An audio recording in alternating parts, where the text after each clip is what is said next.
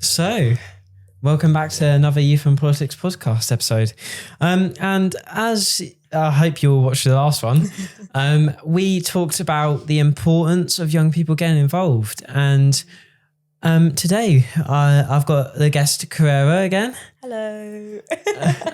And we are going to be talking about activism and how that is involved in the political spectrum.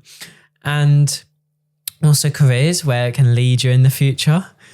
Carrera doing a job in politics. Yes. I don't know. Maybe. Why? I mean, I don't see why not.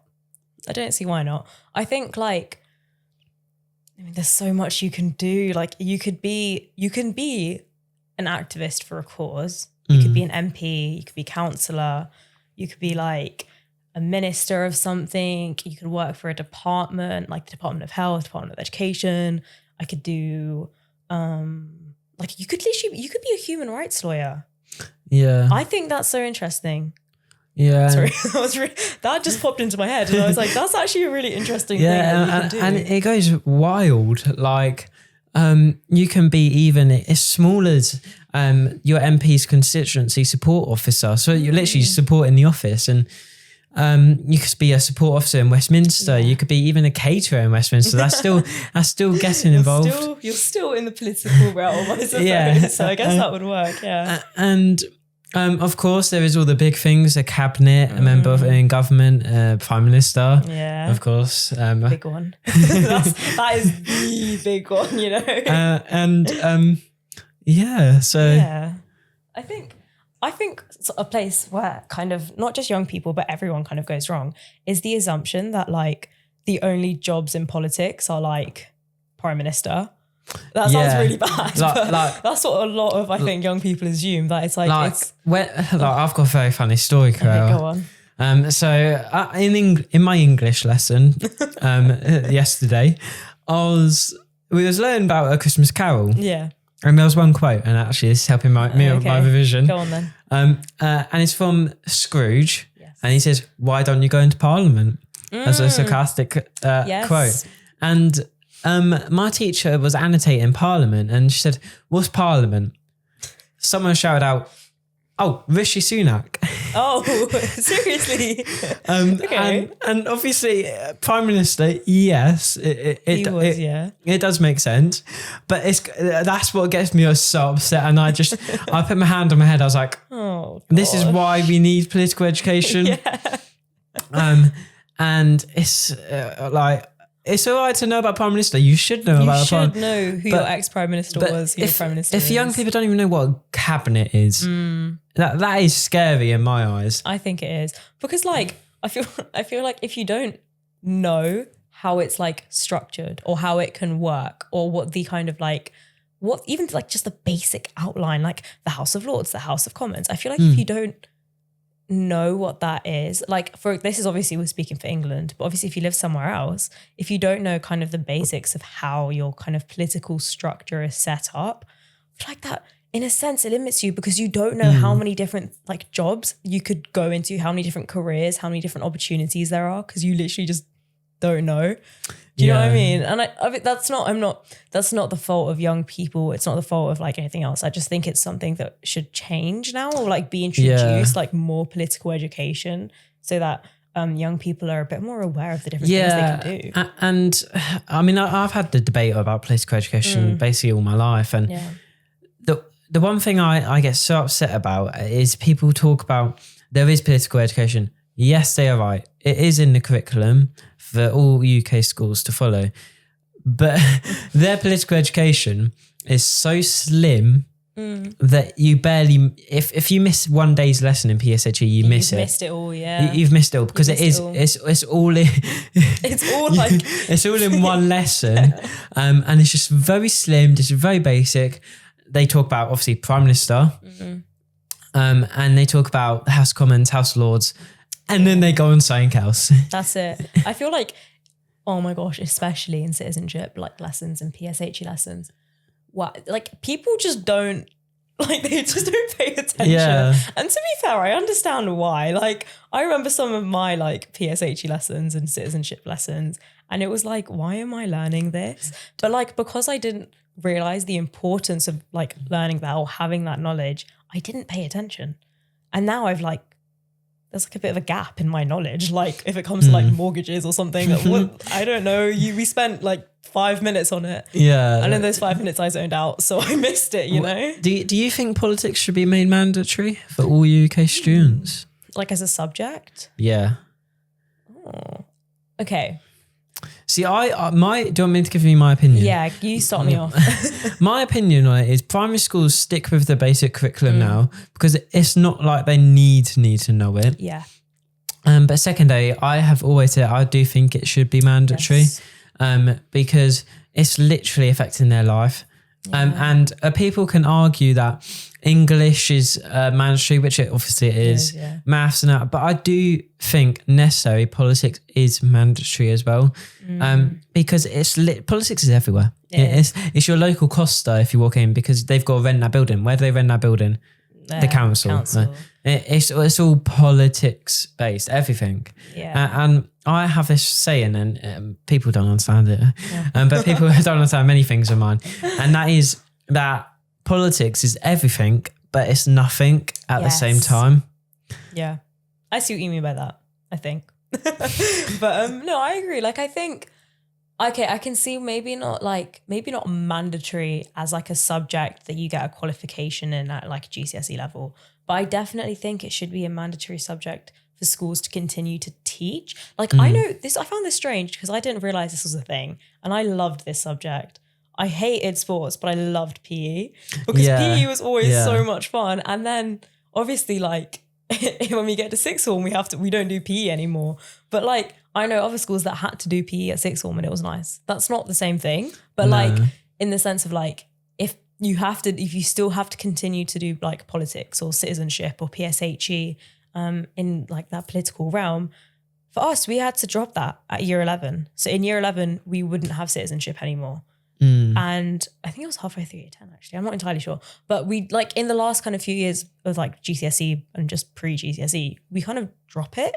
And like I feel like that shouldn't happen because even though like I get it, students need to like do their GCSE subjects, that's fine, but at the same time I feel like that's the age that they're maturing and starting to kind of think about political stuff a little bit more. So I think by having that in the system in like lessons in at school, young people will think about it, you know? It's a very difficult thing. And I do, because I speak to my principal about it every time because I really want to stay at my school for sixth form and I want to study politics, obviously, and learn about the political spectrum. But her argument is that it's very hard to actually teach politics. And I did not understand it. But because to teach politics, you need to be apolitical or non-political. Yeah.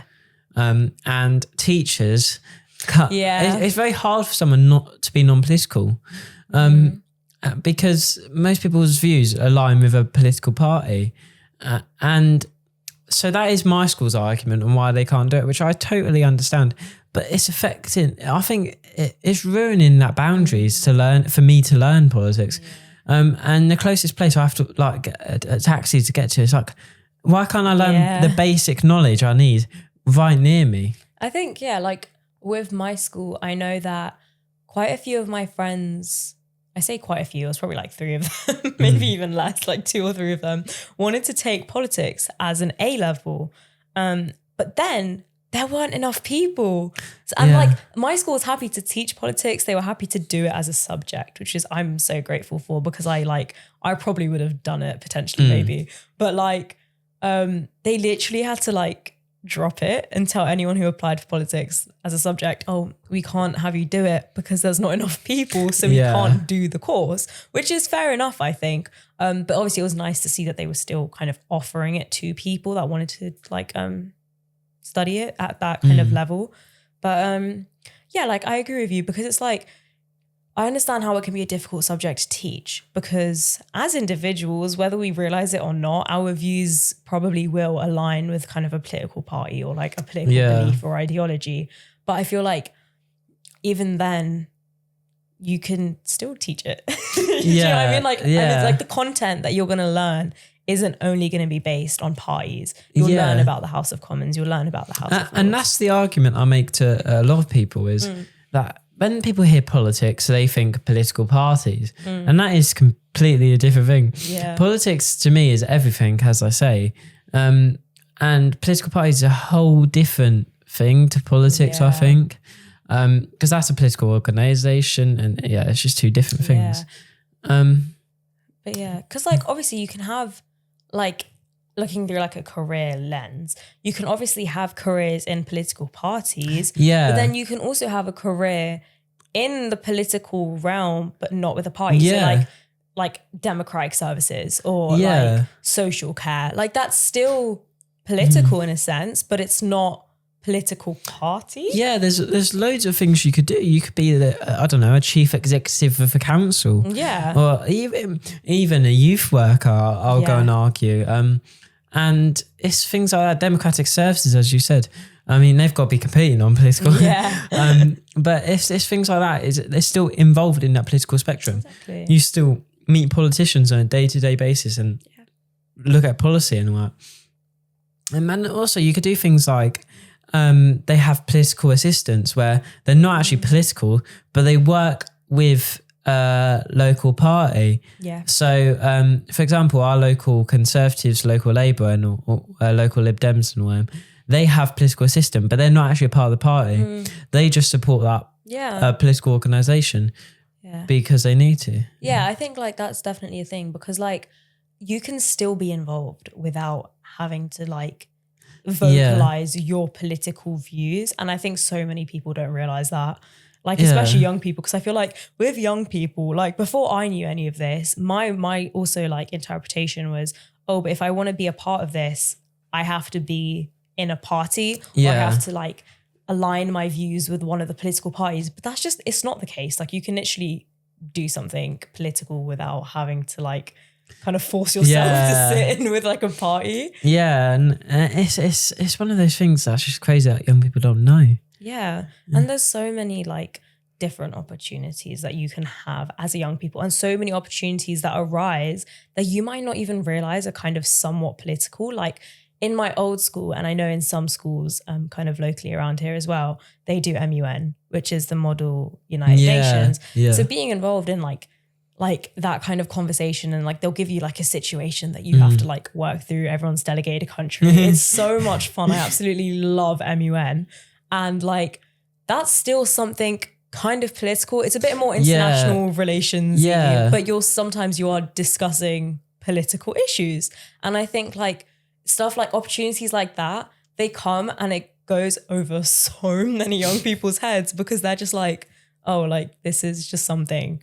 But it's not. It's a nice opportunity. Get involved. Literally take any opportunity you get, I think. Yeah, and like you was talking about, and actually I wanted to go on to that point. This podcast is obviously very much also international facing, trying to help young people get involved. And what's your overview of internationally how young people could get involved in? I think, okay, this is going to be really, won't be a very great answer, but I think like different places will offer different things. Yeah. Like I know like I was mentioning in India, my old school, we had MUN and we had like, there were like organizations of like the international schools within like South Asia or like just within Asia in general. So you get to meet other young people and hear about kind of what their view is on a different policy or like what kind of they might think about something. So I think like stuff like that's pretty cool. I don't know what it's like in other countries. I'll be completely honest with you, but what I'm saying is like wherever you go, there's going to be a different opportunity or a different pathway that you can take to get involved. Like the way I get involved in stuff in England is so different to the way that I would get involved in stuff in India. You know what I mean? So it's kind of like, you just got to figure it out. I think the young people, and this is the thing I do know they get involved, is elections. Everyone loves a good election. Everyone loves elections. They're so fun. And I think the big one, the big one was the general election, which has just passed, and we've got a new Labour government. And the next big one is obviously the United States. It's a very, very and it's exciting. It's a very strange one now because I don't know if you've noticed a lot of more young people actually getting involved in that one, and it's actually a real difference, I think. Okay, sidetrack. The reason this is why I think more young people got involved is because of the Brat campaign. Yeah. Because Charlie XCX, absolute icon, first of all, love her to bits. Yeah. Her kind of like crossover with Kamala Harris was so unexpected. Yeah. Now, I'm an avid Charlie XCX fan. I love her, right? Yeah. So obviously when I was like I'm not gonna lie, I wasn't paying so much attention to the US like election because obviously like it doesn't affect me, but it obviously still does. Yeah. So I was kind of like, yeah, I'll read about it, but I'm not like interested. You cared more about the Brat Summer, Carrera. Yeah, I do care more about Brat Summer. And all of a sudden, my like TikTok, my Instagram, my everything was like Kamala Harris Brat campaign versus Donald Trump campaign. And I was like, what is this talking about? It's the same with I'm pretty sure you saw the general election TikToks from political parties, and I can see their initial path to try and get young people. It's actually really nice that they are trying though. Yes. Because I think that general election actually had, again, don't fact check me, I think it had the most young people actually voting. Yeah, no, I heard about this. I don't know where. Someone definitely told me that. Yeah, I think this general election had the most young people vote. Obviously, as a lot of people know, it had the least actual voting in a few years. But in the young people's ways, we've got loads of young people actually voting. And voting for me is one of the biggest topics I think needs to be addressed. I think, because like thing is, I think as soon as like young people get involved with elections and they get involved with kind of like voting and that kind of stuff, it's literally like a gateway into that political realm, and so that they can literally be like, oh, hold up, like wait, what this person's job is really interesting. So like if you're looking at like, I don't know, if you're interested in like health, like the Department of Health, like what they're doing is really interesting to me. That's something I might look into because I'm interested in medicine, but I don't want to be a doctor type of thing, you know? And I think that's a lot of arguments is made because I have a friend that actually got involved in politics because he wanted to be a mental health support worker, but he just found that it wasn't for him. So he then goes and switches and actually went into Department of Health, like you just said, because that's a big thing for mental health, and you can still do what you want to do in that spectrum. And people forget politics, you can do what you want. And that is one of the things I think young people do need to know. Yeah, because like we're talking about careers and jobs and opportunities, and there's so many of them, and you just don't know they exist because you're not, like, as young people, I feel like we aren't always very interested in kind of politics. Like obviously I am, but like I know other people that maybe aren't as interested. And because of that, it's something they won't even consider. Like if I said to my friend who wants to do medicine but doesn't want to like maybe be a doctor, and I'm like, oh, why don't you like do something with the government and the Department of Health?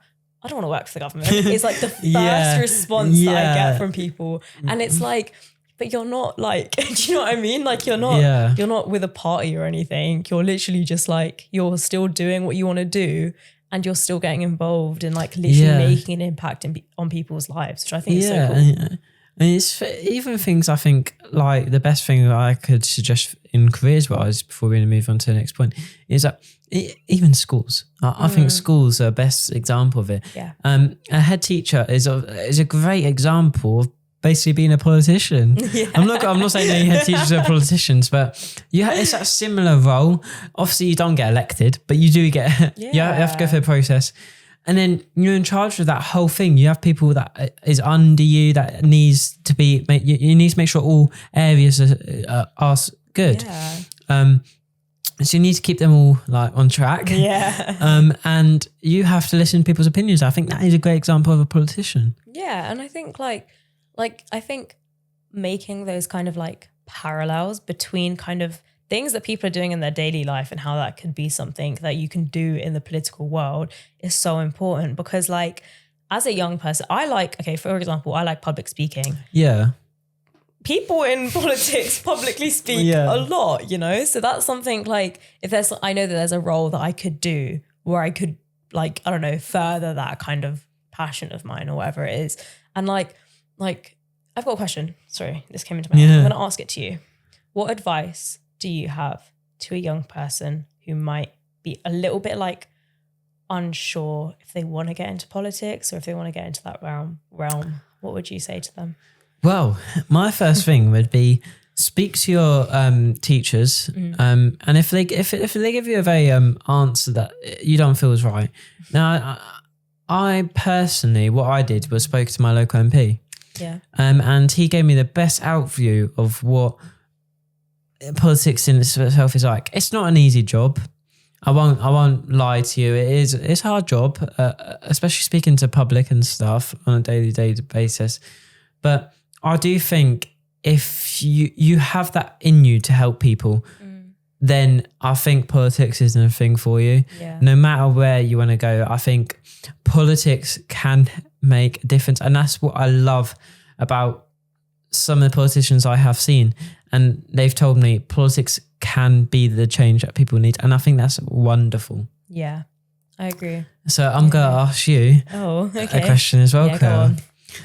Have you spoken to any politicians before about your career in it? I don't. Have I spoken to them about my career? I suppose. I'm trying to remember. I don't remember names, so this is going to be really bad.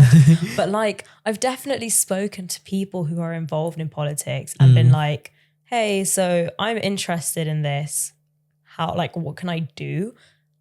Kind of thing. Just kind of like asking, like, is there anything that you know of that I can do to help myself get involved? And I think that's probably what I've done. I don't think I've directly spoken to anyone, like sat down and had a conversation about it, but I've definitely been like, oh, like what work experience is there for me to do so I can kind of see if this is something I want to be involved in. Oh, that's a huge thing, work experience. Because I think like having like, not even work experience, because I know that can be really hard to find, but just kind of like doing different activities and finding different things that you might be interested in can help. Like I know I've done that, and I've spoken to the people that I've worked with who are obviously like in that role, and they've helped me. They've been like, actually, like, you know, like I did like work experience in drama, for example. Yeah. And it's the director of the play that we were working on. I love her. So like obviously little shout out over there. Hi, miss. But like, you know, she was very helpful, and like I know that's something I might want to get into in the future because I really enjoy that type of like theatrical kind of like working in that creative space, you know? No, and then going off a sidetrack, actually. Oh, okay. What's your aspirations, Carrera? That's a very good question. I do hope they are political. Well, I don't know yet, Cody. I'll be completely honest with you. I'm at that weird stage where we have to like decide what we want to do with our career, like the beginning of university type of thing. Yeah. So I'm just kind of keeping it a little bit open. Thinking about the different things that I could potentially do. I know that I definitely want to do something that will help other people or like be collaborative with other people to do something, because I'm a very proactive person. For me, if I'm not actively doing something, my brain just kind of switches off, and I don't want my brain to turn off. Yeah. So I'm trying to find different things that I can do within that. And obviously the political world is something that I can definitely be involved in. So I'm just trying to kind of narrow it down, I suppose. But I definitely want to do something that helps other people, for sure. How about you? Oh, see, I've already got it straight out. Okay, perfect. I want to be an MP. Perfect. That's so cool. So, and I think that is because all my life, I think I've had more of a thing where I wanted to help people than actually caring about myself. It seems so depressing, but I think for me, helping people, it gives me a feeling that I don't know how to describe. It makes me happy helping people. Yeah. And I'd always rather choose that than making myself happy, because the joy, say if I solve something for someone that has been struggling, it's that realization. It's like, it's on their face. You can see it. It's changed. If someone tells me they think this policy could be changed a little bit because they find it very offensive to them, or say if it don't meet the mental health bit or something, and they get it changed, they get lit up because I've helped them. And I think that's what, for me, gets me excited. Yeah, no, I agree with that. I think definitely like helping other people is just it's always so good. But yeah, that's pretty cool. See you as an MP, Cody. So yeah. Okay. Cool. Don't do it, Sheena. Yeah. Okay. Thank you for tuning in to this episode of the Youth and Politics podcast, and we hope to see you next time. Bye.